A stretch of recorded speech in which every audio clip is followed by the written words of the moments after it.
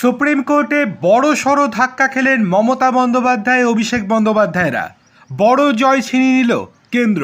কি হয়েছে চলুন বিস্তারিত জেনে নেওয়া যাক। তবে তার আগে আপনাদের কাছে বিনীত অনুরোধ, অবশ্যই চ্যানেলটিকে সাবস্ক্রাইব করে পাশে থাকা বেল আইকনটিতে ক্লিক করে দেবেন। আর ভিডিওটি ভালো লেগে থাকলে লাইক কমেন্ট শেয়ার করতে ভুলবেন না।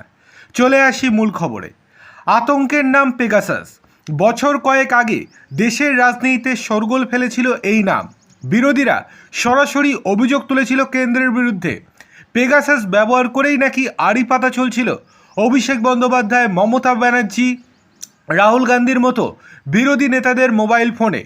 এই নিয়ে জনস্বার্থ মামলা শুনানিতে সুপ্রিম কোর্টে বড় সড় স্বস্তি পেল কেন্দ্রীয় সরকার। শীর্ষ আদালত স্পষ্টই জানিয়ে দিল, নাগরিক সমাজকে নিশানা না করে দেশের স্বার্থে যদি স্পাইওয়্যার ব্যবহার করা হয় তবে তা মোটেও অন্যায় নয়। বছর কয়েক আগে পেগাসাস কাণ্ড নিয়ে তোলপাড় হয়েছিল দেশ, এমনকি আন্তর্জাতিক ক্ষেত্রেও এ নিয়ে লেখালেখি হয়েছিল। এই বিষয়ে একটি তদন্ত কমিটি গড়ে খতিয়ে দেখার নির্দেশ দিয়েছিল সুপ্রিম কোর্ট। এবার মঙ্গলবার বিচারপতি সূর্যকান্ত এবং বিচারপতি এন কোটেশ্বর সিংয়ের বেঞ্চে হয় শুনানি। আদালতের তরফে স্পষ্ট বলা হয়, স্পাইওয়্যার ব্যবহার করা কোনো অন্যায় নয়, কারোর বিরুদ্ধে ব্যবহার করা যেতেই পারে। শর্ত উল্লেখ করে আরও বলা হয়, দেশের নিরাপত্তার সঙ্গে আপোষ করা কখনোই উচিত নয়, তবে নাগরিক সমাজের বিরুদ্ধে করলে হবে তা অন্যায়।